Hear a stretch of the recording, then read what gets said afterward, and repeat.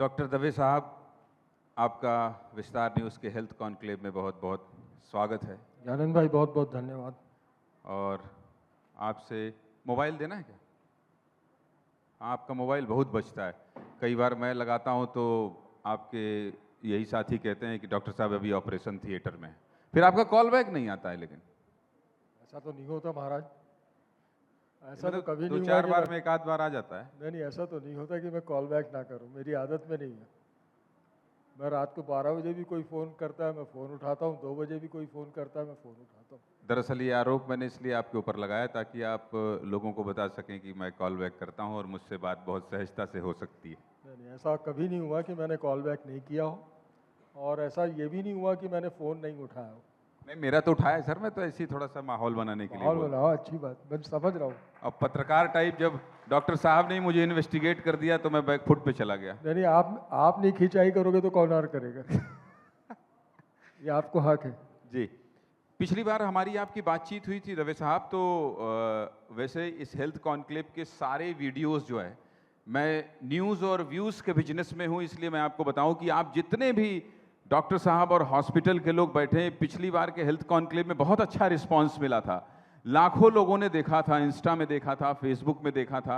आप सभी लोगों ने बहुत खुलकर बात की थी। जैसे मैं डॉक्टर साहब से उनसे पूछ रहा था, शराब, सिगरेट, स्वास्थ्य, ये सब चीज़ जो बातें लोग नहीं करते हैं, वो सब बात बड़े यंग, और अभी इट्सा के डॉक्टर साहब लोग बैठे थे, उन्होंने बहुत अच्छे से, अंजलि ने सवाल जवाब किया, ऋषिका ने सवाल जवाब किया। हेल्थ कॉन्क्लेव के इस प्रारूप को आप कैसे देखते हैं? क्योंकि पिछली बार भी आप आए थे और आपने मुझे फ़ोन किया था और कहा था ज्ञानेंद्र ये तेरा प्रयास ठीक है, मैं अगली बार भी आऊँगा, और उसी वादे को आपने निभाया है। ये जो पैटर्न है हेल्थ कॉन्क्लेव का, इसके लिए आपके अनुभव? मैंने लास्ट टाइम भी बोला था ज्ञानंद की हेल्थ कॉन्क्लेव मैं आऊँ, अपने अस्पताल के बारे में बताऊँ, वो तो दूसरे मंच हैं, विज्ञापन है, वो विज्ञापन के लिए मैं नहीं आया। अगर कोई सार्थक चर्चा हो रही है हेल्थ के बारे में और ऐसे विषयों पे चर्चा हो रही है जो कि हमारे हेल्थ सेक्टर में क्या उन्नति हो रही है, किस प्रकार से इलाज हो रहे हैं, क्या इस पर स्थिति है छत्तीसगढ़ की आज हमारे हेल्थ सेक्टर की छत्तीसगढ़ में, इन सब चीज़ों पे चर्चा अगर होती है तो ज़्यादा सार्थक लगती है।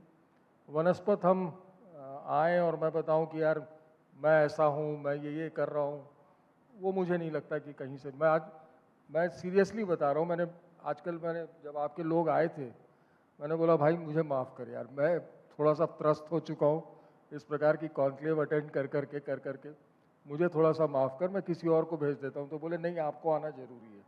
नहीं, आपको आना ही है ना, आप नहीं आते तो मैं आता। मैं ये जानना चाहता हूं कि जैसे अभी बृजमोहन अग्रवाल जी बीजेपी के सांसद हैं और उनकी ही सरकार है। अभी उन्होंने एक बयान दिया था और उन्होंने कहा था कि डॉक्टरों की भयंकर कमी है। रवि, एक हमने स्टोरी दिखाई थी, रवि मेरी यहाँ है, और हमने स्टोरी दिखाई थी, वो कौन सी रिपोर्ट थी सूर्यांश? अगर आप लोग उसको गूगल कर लें तो बता दीजिएगा, मुझे तो बहुत याद नहीं है। 1700 डॉक्टरों की भर्ती होनी है और 1400 पद खाली हैं, और छत्तीसगढ़ की स्थिति बहुत खराब है चिकित्सा क्षेत्र में। सरकारी सेक्टर की बात कर रहा हूं मैं, मेडिकल प्राइवेट सेक्टर में बाद में आऊंगा। ये स्थितियां क्यों? मतलब ये तो, अगर मान लीजिए कोई एक आदमी आए और वो कहे कि मैं सब कुछ हो चाहे नहीं हो भाई, सड़क बिजली बाद में, पहले अस्पताल ठीक करूंगा। डॉक्टर ही नहीं है क्या, या डॉक्टर बनते ही नहीं है, या तो मेडिकल कॉलेज तो खुलते जा रहे हैं। डॉक्टर बहुत बन रहे हैं, ऐसा नहीं कि प्रदेश में डॉक्टरों की कोई कमी है, पर डॉक्टर शायद सरकारी नौकरी में अब आज की तारीख में जाना नहीं चाहते। एक चीज़ जो समझ में आती, क्योंकि एक पहला तो उनका जो तनख्वाह है या जो कुछ भी उनको स्टाइपेंड या जो कुछ भी मिल रहा है वो बहुत कम है, सबसे पहली चीज़। दूसरी चीज़, 1 लाख रुपए तो मिलता ही है शुरुआत में, नहीं? प्राइवेट सेक्टर में वो आएगा तो शायद ज़्यादा मिल जा रहा है। एक एमडी डॉक्टर 1,70,000 80,000 से चालू कर रहा है, एक एमबीबीएस डॉक्टर 1 लाख के ऊपर शुरू कर रहा है। तो आप लोग तनख्वाह कम कर दीजिए, तो उधर सरकारी सेक्टर में भी जाने लगे लोग। आप लोग ज़्यादा देते हैं इसका मतलब? हमारे यहाँ ज़्यादा है। तो ये कैसे, फिर ये कमी कैसे पूरी होगी अगर मान लीजिए सरकारी सेक्टर में कोई जाएगा ही नहीं? नहीं, ऐसा नहीं कि अवेलेबल नहीं है डॉक्टर्स। बेसिकली दूरस्थ क्षेत्रों में उतनी सुविधाएं नहीं है कि एक डॉक्टर वहाँ जाके अपने परिवार के साथ में रह सके। ग्रामीण क्षेत्रों में अगर आप एक क्वालिफाइड डॉक्टर की पोस्टिंग कर रहे हैं तो आपको वहाँ पे उसको उतनी सुविधा देनी पड़ेगी, एक ढंग का मकान देना पड़ेगा, एक आसपास भले ही 5 किलोमीटर हो, 10 किलोमीटर हो, 50 किलोमीटर हो, पर एक स्कूल का उसके बच्चों के लिए इंतज़ाम होना चाहिए। अगर ये व्यवस्थाएं नहीं होंगी, ढंग का उसको स्कूल नहीं मिलेगा, बच्चों का एजुकेशन के लिए नहीं मिलेगा, और डेफिनेटली अगर एक प्रॉपर सैलरी नहीं मिलेगी तो कोई भी दूरस्थ क्षेत्रों में जाके काम नहीं करेगा। आपने बस्तर के लिए इंसेंटिव दिया, बस्तर में जितनों भी डॉक्टरों को आपने पोस्ट किया जगदलपुर के अलावा, आपने उनको एक इंसेंटिवाइज किया, आपको डॉक्टर मिले, आपको दूरस्थ क्षेत्र के बस्तर के एरिया में डॉक्टर मिले। तो आप जब इंसेंटिवाइज उस क्षेत्र के लिए कर सकते हैं तो आप दूसरे क्षेत्रों के लिए क्यों नहीं कर सकते, खास करके ऐसे क्षेत्र जहाँ कोई जाना नहीं चाहता। तो इंसेंटिवाइज करिए, मिलेंगे आपको डॉक्टर, डॉक्टरों की कोई कमी नहीं। मतलब 1700 में अगर 1400 पद खाली हैं तो ये सरकार की मंशा नहीं है इसमें, ऐसा माना जाए? सरकार की मंशा है, पर बेसिकली शायद धन की उतनी पर्याप्त व्यवस्था में व्यवस्था नहीं है जो वो डॉक्टरों को पे नहीं कर पा रहे, प्रॉपर इंसेंटिवाइज नहीं कर पा रहे। कई जगह बहुत बड़े बड़े अस्पताल बने हैं लेकिन डॉक्टर वहाँ हैं ही नहीं। मतलब ये मैं कई बार बोल चुका, मैं तो कई मंचों में बोला कि आप लोग इसके लिए। आप अभी बिलासपुर में एक सुपर स्पेशलिटी अस्पताल बना, एक जगदलपुर में सुपर स्पेशलिटी अस्पताल बना, सरकार को क्या ज़रूरत पड़ी कि उसको आउटसोर्स करना पड़ा जगदलपुर के अस्पताल को? बिल्डिंग सरकार ने बनाई, सब कुछ सरकार ने बनाया, आउटसोर्स क्यों करना पड़ा? तो उसमें जो है उसमें फिर सरकार कुछ नहीं करती, अस्पताल बना के प्राइवेट को दे देती है, ऐसा? अस्पताल बना के उसने एक हैदराबाद की हॉस्पिटल कंपनी को, प्राइवेट सेक्टर को दे दिया। उसकी ज़रूरत क्यों पड़ी? क्योंकि शायद जगदलपुर के लिए आप उतने डॉक्टर, उतने सुपर स्पेशलिस्ट अरेंज नहीं कर पा रहे हैं, ऑर्गेनाइज नहीं कर पा रहे हैं। आज डीके अस्पताल रायपुर में है, जितने सुपर स्पेशलिस्ट डिपार्टमेंट वहाँ पर हैं, क्या उतने डॉक्टर वहाँ पर हैं? हर कोई 1 साल 1.5 साल में क्यों छोड़ के जा रहा है? इस प्रश्न का उत्तर अगर सरकार खोज लेगी। अभी आ रहे हैं मंत्री जी, हम लोग आप सब बुद्धिजीवी वर्ग बैठे हैं, उनसे जैसे पिछली बार सवाल जवाब किए थे, इसको आपने ठीक अच्छा मंथन चल रहा है, इस पे पूछेंगे कि भाई आप इंसेंटिव क्यों नहीं देते हैं? आप डीके अस्पताल खोले हो, सुपर स्पेशलिटी अस्पताल है, आपने बहुत अच्छी व्यवस्था की, बहुत अच्छे इंस्ट्रूमेंट्स लाए, पर अस्पताल सिर्फ इंस्ट्रूमेंट से नहीं चलेगा। पीछे जो आदमी चाहिए, पीछे जो एक सफल एक चिकित्सक चाहिए, जब तक या एक टेक्नीशियन चाहिए, जब तक आप उसकी व्यवस्था नहीं करेंगे तब तक वो अस्पताल नहीं चल पाएगा। अच्छा, मैं पिछली बार और इस बार में कई नए हॉस्पिटल भी खुले रायपुर में, बहुत सारी कई अखबारों में छपती है चीज़ें कि हमारे डॉक्टरों ने ये कर लिया, इस हॉस्पिटल में ये नया प्रयोग हो गया, इसमें ये हो गया। नागपुर, हैदराबाद, मुंबई, बेंगलोर, इन शहरों की लिस्ट में रायपुर को आने में भी कितना वक्त लगेगा? लोग कहते हैं कि बिल्कुल वक्त नहीं है। रायपुर इनसे कहीं दूर नहीं है। आज रायपुर में ब्रेन से लेके पैर के नाखून तक सब चीज़ों के इलाज की व्यवस्था है, सब चीज़ों का इलाज हो रहा है, सब स्पेशलिटी के डॉक्टर्स हैं। अब मेरे पास ज़्यादा पैसा है, मैं अफोर्ड कर सकता हूँ, मेरे को सोसाइटी में बताना है कि मैं न्यूयॉर्क में या बम्बई में जाके इलाज करा के आया, तो अपने ईगो को सेटिस्फाई करने के लिए आप बाहर जा सकते हो, अन्यथा आपको बाहर जाने की कोई आवश्यकता नहीं है। रायपुर शहर में इतने अस्पताल खुल चुके हैं और सारी सुविधाओं के साथ खुले हुए हैं। मैं सिर्फ एक अस्पताल नहीं, सारे अस्पताल, कोई भी अस्पताल आप नाम ले लीजिए, हर अस्पताल ने कहीं ना कहीं किसी न किसी स्पेशलिटी में अपना नाम बहुत आगे बढ़ाया है और बहुत अच्छा काम हो रहा है प्राइवेट सेक्टर में, इतना मैं बोल सकता हूँ। सरकारी क्षेत्र में भी बहुत जिन ब्रांचेस में सुपर स्पेशलिटी है, अब अगर आप मेरे से बात करेंगे कि आज की तारीख में डीके अस्पताल में न्यूरो सर्जरी एक विभाग है जहाँ पर अच्छे स्पेशलिस्ट हैं और ज़्यादा अच्छा काम हो रहा है। वहाँ पर आप देखोगे तो हेड इंजरी और ट्रॉमा के केसेस और ब्रेन ट्यूमर के केसेस बहुतायत में पड़े हैं और बहुत अच्छा इलाज कर रहे हैं वहाँ की टीम। उसी प्रकार से प्लास्टिक सर्जरी में भी काफ़ी अच्छा काम हो रहा है, पर बाकी जो ब्रांचेस हैं वहाँ पर शायद हमें और कुछ, कार्डियोथोरेसिक जो हमारा हार्ट सेंटर है, एस्कॉट्स हार्ट सेंटर जो पहले हुआ करता था, अब मेडिकल कॉलेज के साथ में अटैच हो गया है, तो अगर आप वहाँ की भी बात करेंगे तो डॉक्टर के साहू और डॉक्टर अपने स्मिथ श्रीवास्तव दोनों बहुत अच्छा काम कर रहे हैं, काफ़ी अच्छा काम कर रहे हैं। सो ऐसा नहीं है कि गवर्नमेंट सेक्टर पीछे है। गवर्नमेंट सेक्टर में अगर चिकित्सक है, अगर सुविधा है, अभी मेडिकल कॉलेज आना था 4-5, तो शायद मान्यता नहीं मिली, वो क्यों हुआ होगा ऐसा? क्या कमी रह गई होगी? मेडिकल कॉलेज अनाउंस कर देना बहुत इजी है। पहले आपको इंफ्रास्ट्रक्चर उसकी जो रिक्वायरमेंट है आज की तारीख में एमसीआई की, वो रिक्वायरमेंट शायद हम हर जगह पे पूरी नहीं कर पा रहे। शायद एक ही जगह है कवर्धा जहाँ पर एक डिस्ट्रिक्ट अस्पताल है, इसलिए शायद वहाँ पर तो बहुत जल्दी खुल जाएगा, परमिशन मिल जाएगी। पर बाकी जगह पे शायद डिस्ट्रिक्ट अस्पताल उतने बड़े नहीं हैं या 300 बिस्तर के अस्पताल नहीं हैं कि हम एक मेडिकल कॉलेज खोल सकें। ये तो छत्तीसगढ़ के लोगों के लिए, छत्तीसगढ़ के स्टूडेंट्स के लिए, ये छत्तीसगढ़ का नुकसान हुआ ना अगर अनुमति नहीं मिली नहीं, तो। पर मुझे ऐसा लगता है कि सरकार शायद 2-3-4 महीनों में कोई ना कोई इस प्रकार की व्यवस्था कर लेगी कि अस्पताल सेकेंड इंस्पेक्शन या थर्ड इंस्पेक्शन में वो क्लियर हो जाएंगे अस्पताल। अच्छा, इसके अलावा जो छोटे छोटे कस्बे हैं डॉक्टर साहब, जैसे जहाँ पीएससी सीएससी, यहाँ भी दिक्कत है। मतलब चिकित्सा क्षेत्र में आप नो डाउट आप प्राइवेट सेक्टर में कह रहे हैं कि रायपुर में पहली बार ये जानकारी मिली और पहली बार मैं दुरुस्त हुआ इस जानकारी से कि कहीं हैदराबाद और बेंगलोर और नागपुर मुंबई सारे इलाज यहाँ हो रहे हैं। ये भी ज़रूरी है सर। ये भी मुझे लगता है कि इस मंच से या इस तरह के मंच से ये बात जाना चाहिए कि इतने बड़े बड़े हॉस्पिटल हैं, आप लोग इतनी अच्छी सेवाएं दे रहे हैं, तो ये बात भी जाना चाहिए। और जो आप कह रहे हैं कि वो स्टेटस सिंबल हो गया है कि भाई चलो न्यूयॉर्क से इलाज करा के आए हूँ, ये खैर अलग मसला है, भगवान और दे लोगों को पैसा, कहीं कोई दिक्कत नहीं। ग्रामीण स्वास्थ्य सेक्टर में आप क्या देखते हैं? आपको क्या लगता है कि ग्रामीण चिकित्सा सेवा भी दुरुस्त हो सकती है इस देश में? ज्ञानेंद्र, एक चीज़ आपको बताना चाहूँगा।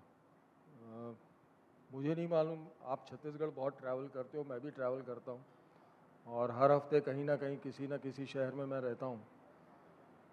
और रास्ते में मैं जब जाता हूँ तो ग्रामीण क्षेत्रों में भी 50 से 100 बिस्तर के अस्पताल प्राइवेट सेक्टर ने खोलना चालू कर दिए। बहुत से ऐसे गांव आपको रास्ते में मिल जाएंगे, शायद कस्बे मिल जाएंगे, छोटे छोटे जगह में, कटघोरा जैसी जगह है, छोटी सी जगह है, वहाँ पर अस्पताल खुल रहे हैं। तो छोटी छोटी जगह में भी अस्पताल अब उतनी ही तादाद में खुलना चालू हो गए, क्योंकि एक सैचुरेशन पॉइंट शहरों का आता है।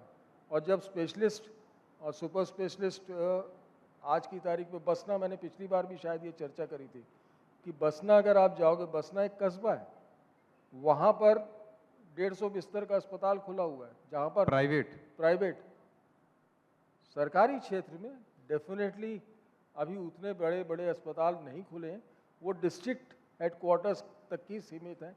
वहाँ पर उनको प्राइमरी हेल्थ सेंटर और इस पे भरोसा ज़्यादा, मिनी प्राइमरी हेल्थ सेंटर पे ज़्यादा उनका फोकस है। और बेसिकली सरकार का काम मुझे जहाँ तक लगता है वो प्राथमिक स्वास्थ्य है।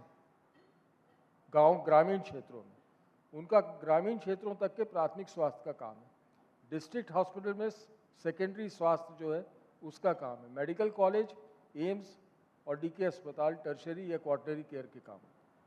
अच्छा, इसके अलावा सरकार से आप लोगों को हमेशा तकलीफ होती है, आयुष्मान का पैसा नहीं मिला, इतना हमारा नहीं मिला, उतना हमारा नहीं मिला। तो अभी पिछली बार तो मंत्री जी ने वादा किया था कि नहीं हम रिलीज़ कर रहे हैं, मेरे आने के बाद मैंने 2-3 किस्त रिलीज़ किया है। अभी इसलिए आपसे पूछ रहा हूँ क्योंकि अभी उनसे भी पूछूंगा, आप लोग भी सब उनसे सवाल करेंगे। तो पैसा आयुष्मान का मिल रहा है ठीक ठाक कि नहीं? आयुष्मान का पैसा रेगुलराइज हुआ है, ये मैं नहीं बोलूँगा कि आपने 40 जो वादा है कि 40 दिन के अंदर आपको पैसा मिल जाएगा या 60 दिन के अंदर, 40 दिन के अंदर आपको पैसा मिल जाएगा, तो वैसा तो नहीं है। पर हाँ, एक साइकिल ज़रूर बन गई है कि आपको मिनिमम 3 से 4 महीने में आपके पास में अभी पैसा आना चालू हो गया है।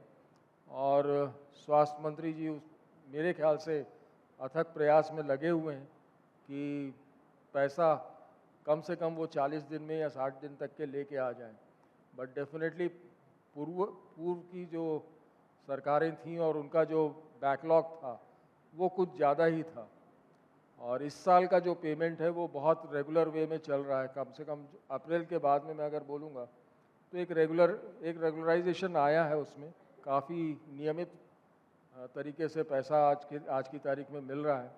और हर 2-2.5 महीने में आपके पास में भले ही पूरा पैसा ना आ रहा हो पर 60-70% पैसा आपको मिल जा रहा है। नक्सलवाद खत्म हुआ सर जब छत्तीसगढ़ से, विचारधारा की बात नहीं कर रहा हूँ मैं, बंदूक की बात कर रहा हूँ, जब बंदूक खत्म हुआ खून खराबा बंद हुआ तो ये कहा गया कि बस्तर में लगभग 1 लाख करोड़ का निवेश होना है। हम लोग भी बस्तर में लगभग 300 एपिसोड हमने दिखाया नक्सलवाद खत्म होने के बाद, और गृह मंत्री अमित शाह का विजन जो है बस्तर को लेकर बहुत व्यापक है। लेकिन वहाँ अभी ये कहा जा रहा है कि वहाँ अस्पताल खोलना बहुत आसान है, वहाँ के लिए पैसा सब्सिडी बहुत ज़्यादा मिल रहा है, और अस्पताल खोलना है तो आप बस्तर में खोलिए, सरकार बहुत मदद कर रही है। ऐसा क्या है कुछ? सब्सिडी छत्तीसगढ़, पूरे छत्तीसगढ़ में सरकार ने दी हुई है अभी पूरे छत्तीसगढ़ में दी हुई है? सब्सिडी दी हुई है। बस्तर के लिए कुछ खास योजना है इनकी? उसके बारे में मुझे अभी तक की जानकारी नहीं है कि बस्तर के बारे में भी ऐसा कुछ हुआ है क्या, पर पूरे छत्तीसगढ़ में सरकार नए अस्पताल, 100 बिस्तर के अस्पताल खोलने के लिए सब्सिडी दे रही है। बस्तर में जाता हूँ तो सर वहाँ हैदराबाद के लोग बहुत हैं जो अस्पताल। तेलुगु नहीं, हैदराबाद के लोग आए हुए हैं। हैदराबाद, देखिए बस्तर का जो पेशेंट है ना, वो बहुतायत में शुरू से ही मैं जो देख रहा हूँ वो वाइजैक जाता है या हैदराबाद जाता है, वो रायपुर नहीं आता। बहुत कम लोग हैं जो कि रायपुर आते हैं, अदरवाइज बहुत ज़्यादा पॉपुलेशन वाइजैक की तरफ, शायद उनको वाइजैक जाना सरल पड़ता है और हैदराबाद जाना सरल पड़ता है बनस्पत रायपुर आना। अब सड़कें थोड़ी सी बेहतर हो रही हैं, कनेक्टिविटी केशकाल घाटी के कारण थोड़ी सी दिक्कत पड़ती है उनको शायद, otherwise connectivity to Hyderabad and connectivity to Vizag वो ज़्यादा बेहतर है बनस्पत रायपुर के। रायपुर में कौन से स्टेट के आते हैं, कौन कौन से स्टेट के लोग आते हैं? जैसे रायपुर में आज की तारीख में उड़ीसा से मरीज आ रहे हैं, मेरे यहाँ हम लोगों ने बिहार के और यूपी के भी, क्योंकि एक माइग्रेटेड पॉपुलेशन का भी तबका रायपुर में अब काफ़ी आ चुका है, जो यूपी और बिहार से वर्कर्स आए हुए हैं, तो उनके जो रिश्तेदार होते हैं वो भी यूपी और बिहार के लोग भी आज की तारीख में आपके पास में पहुँच रहे हैं। एक एडजॉइनिंग एरिया है मध्य प्रदेश का, शहडोल, अनूपपुर, कटनी, सतना, रीवा, तो यहाँ के भी लोग आपके पास में रायपुर पहुँचते हैं। सर खर्च प्राइवेट अस्पतालों को चलाने का पहले के मुकाबले बढ़ा ही होगा? बढ़ा है। थोड़ा सा सरल कीजिए ना इसको, कि एक जैसे कोई जानता नहीं है, क्योंकि आरोप तो नहीं कहूँगा, एक जिज्ञासा कहूँगा कि प्राइवेट अस्पताल में बहुत पैसा लगता है, फलाने अस्पताल में बहुत पैसा लगता है, इस इलाज का इतना लगता है, इस इलाज का इतना लगता है। शायद पिछली बार भी हम लोग थोड़ा सा टच करके निकल गए थे। अस्पतालों के आईसीयू का खर्च कितना होता है? एक दिन में जैसे कभी कभी 40-40 हज़ार का बिल बनता है, 50-50 हज़ार का बिल बनता है। नहीं, वो डिपेंड करता है। देखिए आईसीयू का बिल क्यों बढ़ा ज़्यादा आपको लगता है? अब आईसीयू मतलब इंटेंसिव केयर, और इंटेंसिव केयर कई बार पेशेंट या तो वेंटिलेटर पर है, वेंटिलेटर पर होने के साथ साथ वो शायद उसको डायलिसिस की भी आवश्यकता पड़ रही है। जो मरीज और उसको ब्लड प्रेशर की दवाइयाँ, जो उसका ब्लड प्रेशर भी काफ़ी लो है, तो ब्लड प्रेशर ऊपर उठाने के लिए उसकी भी दवाइयाँ चल रही हैं। और जो इन्फेक्शन, क्योंकि जो बड़े अस्पताल हैं उनके आईसीयू में पहुंचने के पहले मरीज एक दो जगह और कहीं ना कहीं भर्ती हो चुका रहता है, और शुरुआती एंटीबायोटिक्स उसको लग चुकी रहती हैं। आपके पास में जब तक आता है तब तक वो बहुत बुरी हालत में रहता है, उसका ब्लड प्रेशर रिकॉर्ड नहीं हो रहा है, उसको यूरिन नहीं आ रही है, उसके सांस लेते नहीं बन रहा, आपको वेंटिलेटर पर लेना पड़ रहा है, डायलिसिस करनी पड़ रही है। तो इसके कारण से वेंटिलेटर का ही खर्चा अगर आप मानोगे तो 10,000 रुपये प्रतिदिन तो सिर्फ वेंटिलेटर पे अगर मरीज चला गया तो उसका हो गया। दवाइयों का अगर आईसीयू में जो मैक्सिमम खर्चा होता है 70% के आसपास, अगर मैं 70,000 या 80,000 रुपया बिल रोज का अगर किसी मरीज का बन रहा है, तो आप ये मान के चलो कि उसका 70% सिर्फ दवाइयों में जा रहा है। जब तक सरकार एमआरपी को कम नहीं करेगी, फार्मा सेक्टर को छूने की हिम्मत सरकार की नहीं है। फार्मा एक इतनी बड़ी लॉबी है हमारे देश में, एमआरपी को जब तक के सरकार कम नहीं करेगी, दवाइयों का खर्चा कम नहीं होगा। मैं ये सवाल आपसे क्यों पूछा? और मैं आपको एक चीज़ और बता रहा हूँ ज्ञानंद, यहाँ पर लोग बोलते हैं जेनेरिक यूज़ करो, एक जेनेरिक दवाइयाँ यूज़ करो। आपको मैं एक चीज़ बता दूं, जेनेरिक जितनी भी दवाइयाँ हैं उनकी एमआरपी सबसे ज़्यादा है वनस्पत ब्रांडेड की। ब्रांडेड दवाइयाँ आपको सस्ती मिल जाएंगी, जेनेरिक सस्ती नहीं मिलेगी। जेनेरिक की एमआरपी आप जो अस्पताल जितना चाहेगा उतनी छप के आ जाएगी। जेनेरिक का अस्पताल छपवा लेंगे एमआरपी? कई अस्पताल हैं जो छपवा लेते हैं। ये तो बड़ा खुलासा कर रहे हैं आप। कर रहा हूँ। ये तो एक तरह का भ्रष्टाचार है। जिसको भ्रष्टाचार बोले, या अस्पताल का एक देखिए, बेसिकली बेड चार्ज से अस्पताल नहीं चलता। आपको एक चीज़, बहुत सही चीज़ बता दे रहा हूँ, बेड चार्ज, नर्सिंग चार्ज, इनसे अस्पताल नहीं चल सकता। अस्पताल सिर्फ 3 चीज़ों से चलता है। एक, कितने प्रोसीजर उस अस्पताल में हो रहे हैं। दूसरा, कितनी जांचें आपके यहाँ अस्पताल में हो रही हैं, ठीक है, इन्वेस्टिगेशन, क्योंकि मार्जिन यहीं पर है। एक प्रोसीजर, दूसरा इन्वेस्टिगेशन, और तीसरा दवाइयों। ये 3 जगह आपको मार्जिन मिलती है अस्पताल में। 30 के जगह चौथी जगह कहीं कोई मार्जिन नहीं है।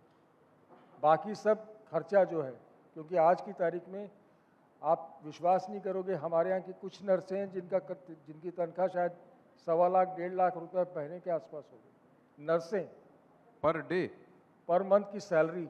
हाँ, नर्सेस 1.25 लाख। 1.25 लाख। कुछ ऐसे सीनियर एक्सपीरियंस स्टाफ हैं जो 1.25 लाख 1.5 लाख तक के भी पहुंच गए। डॉक्टरों की मैक्सिमम सैलरी क्या होती होगी आपके यहाँ, अगर मैं पूछूं तो बता सकें आप? नहीं बताना तो मत बताइएगा, मेरे चक्कर मत फंसिएगा कि इस प्रश्न को रहने दो तो ज़्यादा अच्छा है। अच्छा ठीक है, रहने देते हैं। क्योंकि हर डॉक्टर, देखिए ऐसा है, अगर आप हाँ बोलोगे नहीं, दूसरा वाला कहेगा इनको इतना देते हैं नहीं, डॉक्टर साहब, नहीं, फंस ये- जाएं, आपको घेरे लेंगे मैं फिर। यहाँ फंस जाऊंगा। हाँ। दूसरा, अगर आप पूछोगे अब मैं कितना काम कर रहा हूँ, कितनी ऑपरेशंस कर रहा हूँ, वो डिटरमाइन करेगा कि मैं कितना कमा रहा हूँ। और कितने मरीज मैं देख रहा हूँ, कितने मेरे अंडर में एडमिट हो रहे हैं, वो डिटरमाइन करेगा। आज की तारीख में जो मॉडल चलता है हर अस्पताल में, वो एक रेवेन्यू शेयरिंग मॉडल है कि भाई मैंने 100 रुपया कमा के दिया तो 15 रुपया आप करो। मैं ये सवाल आप सबकी तरफ से डॉक्टर साहब से इसलिए पूछ रहा हूँ क्योंकि आप लोगों पर बहुत आरोप लगते हैं कि अरे फलाने अस्पताल में इतना पैसा, इतना लूट लिया, मरीज को रख लिया, वो मर गया तो उसको वापस नहीं किया। ये मतलब आप लोग ऐसे आरोपों से गुजरते रहते हैं इसलिए, और ये सवाल कभी मार्केट में नहीं आता कि अस्पताल चलाने में खर्च कितना होता है। अब जैसे डॉक्टर साहब बता रहे हैं तो तब पता चल रहा है कि अरे इतना पैसा लगता है क्या, इसमें इतना लगता है क्या, वेंटिलेटर में जाने से इतना लगता है क्या। इसलिए ये सवाल है सर लोगों के जहन में। मेरे यहाँ ही अभी एक मेरा साथी है, और अस्पताल का नाम नहीं लूँगा मैं, हम लोग हेल्थ सेक्टर को प्रमोट करने के लिए कॉन्क्लेव बुलाते हैं। हम लोग आलोचना करने के लिए नहीं, जो कमियां हैं उसमें तो हमारी आपकी बात हो ही रही है, सरकार से बात होगी, लेकिन जो इस सेक्टर को संभाल रहे हैं वो बहुत बड़े लोग हैं। हम लोग ईश्वर मानते हैं इस धरती में डॉक्टरों को। तो वो रोज 40,000 50,000 जब लगने लगा, और हमारे यहाँ 35-40 हज़ार का एम्प्लॉई है, वो भोपाल की बात कर रहा हूँ मैं, तो फिर हम लोग सब बैठे कि भाई हम लोग अपने तरफ से कुछ दे देते हैं, कुछ सरकारी योजना से दे देते हैं, हमारे यहाँ जो मेडिक्लेम मिलता है उससे हो गया, फिर 7-8 लाख 9 लाख हो गया, और उसको अरेस्ट ही आया था तो ब्रेन में कोई दिक्कत थी। डॉक्टर साहब लोगों ने बोल दिया कि देखिए कुछ हो नहीं सकता है, अब इसकी केयर ही करनी पड़ेगी, जब ये थोड़ा सा सेंस में आएगा तो अपने से ही सुधर सकता है। लेकिन चर्चा इस बात की हुई कि यार बताओ 9 लाख लग गए, 9 लाख लग गए। इसलिए मैं ये पूछ रहा था आपसे सवाल कि कितना मुश्किल है, कितनी चुनौती है। अभी जो अस्पताल खोलने की श्रृंखला है, अस्पताल खोलने वाले लोग कौन हैं? या चिकित्सक ही खोल रहे हैं, या तो फिर ये बिजनेसमैन भी आ गए हैं इस सेक्टर में? ये भी मैं जानना चाहता हूं आपसे कि बिजनेसमैन लोग भी हैं, जिनका ये बैकग्राउंड नहीं है वो भी हैं इसमें, या अस्पताल कमाई ठीक ठाक दे रहा है कि नहीं? नहीं, अस्पताल देखिए अब आज की तारीख में 3 से 4 प्रकार के लोग खोल रहे हैं। एक, चिकित्सक खुद खोल रहे हैं। दूसरी, जो बाहर की प्राइवेट इक्विटी फंड्स हैं, जैसे मेरा ही अस्पताल है, आज की तारीख में बैकअप है बाय ब्लैकस्टोन, जो कि एक प्राइवेट इक्विटी फंड है यूएसए की। वो आते हैं, वो लोग इक्विटी फंड है, वो हमारे यहाँ पैसा लगाते हैं, उससे हम लोग और इन्वेस्टमेंट करते हैं अपने यहाँ अस्पताल में और ग्रो करते हैं, और एक पॉइंट ऑफ टाइम पे वो अपना इन्वेस्टमेंट निकाल के बाहर चले जाते हैं और कोई दूसरा इन्वेस्टर आता है। तो दूसरा एक प्राइवेट इक्विटी फंड है जो कि आपके अस्पताल में आएगी, इन्वेस्ट करेगी फॉर अ लॉन्ग पीरियड, मान लीजिए 5 साल 7 साल के लिए इन्वेस्ट करेगी और अपना प्रॉफिट बना के वो निकल जाएगी। दूसरे प्राइवेट, बाहर विदेश की कंपनियां? हाँ, विदेशों से कंपनियां आ रही हैं। अच्छा। बहुत बड़ी बड़ी कंपनियां हैं, टीपीजी है, टैमिस्क है, ब्लैकस्टोन है, तो बहुत बड़ी बड़ी कंपनियां हैं जिन्होंने हर बड़े अस्पताल, चाहे फोर्टिस बोल लो, मैक्स बोल लो, कोई भी आप अस्पताल का नाम ले लो बड़े अस्पतालों का, वहाँ पर उनका इन्वेस्टमेंट है, छोटे सेक्टर में भी इन्वेस्टमेंट आज की तारीख में उन लोगों ने करना चालू किया है। दूसरा जो इन्वेस्टर है, अब जैसे अंबानी जी हैं, उन्होंने बॉम्बे में अस्पताल खोल के रखा हुआ है। अडानी जी मुंबई और अहमदाबाद में 2 अस्पताल खोलने जा रहे हैं, हज़ार बिस्तर का। तो तीसरा जो आदमी व्यक्ति आ रहा है अस्पताल में इन्वेस्टमेंट करने, वो ये बड़े बड़े कॉरपोरेट्स हैं। अब ये बोलते हैं कि हम कॉरपोरेट सोशल रिस्पॉन्सिबिलिटी के तहत ये अस्पताल खोल रहे हैं, बट वैसा होता नहीं है। वो कोई चैरिटी के लिए उन्होंने अस्पताल नहीं खोले हैं, वो भी वहाँ से पैसा कमा रहे हैं और बेहतर सुविधाएं भी दे रहे हैं। रिलायंस का जो अस्पताल है बॉम्बे में, वो एक अच्छा सुपर स्पेशलिटी अस्पताल है, एक रेफरल सेंटर है कई सारे बीमारियों के लिए। तो इस प्रकार का इन्वेस्टमेंट वो लोग भी कर रहे हैं। तो private equity fund, businessman, corporate, बड़े बड़े कॉरपोरेट, ये सारे लोग आज की तारीख में अस्पतालों में इन्वेस्ट कर रहे हैं, क्योंकि उनको लग रहा है कि कहीं ना कहीं इस इंडस्ट्री में भी पैसा है। तो ये आज की तारीख में डॉक्टर थोड़ा सा रिलैक्स हो गया है, क्योंकि उसको फंडिंग अब आज की तारीख में बाहर से कहीं ना कहीं से मिल जा रही है। मतलब अगर MBBS MD कर लो, अच्छी प्रैक्टिस चल जाए, तो आपको ये नहीं है कि नौकरी ढूंढना है टाइप का, आप कमी ही है। मैं तो यही देख रहा हूँ रिसर्च के आधार पर। तो मैं आपसे इतनी होमवर्क इसलिए कर रहा था क्योंकि मंत्री जी भी आने वाले हैं, तो मेरे पास बहुत सारे सवाल हो जाएं, और बहुत सारे सवाल आपने दे दिए हैं। बहुत अच्छा लगा आपसे बातचीत करके सर, और बहुत बहुत धन्यवाद। थैंक यू इस पूरी ज्ञानेंद्र, तुमसे बातचीत- बात करके हमेशा अच्छा लगता है। बहुत बहुत धन्यवाद सर।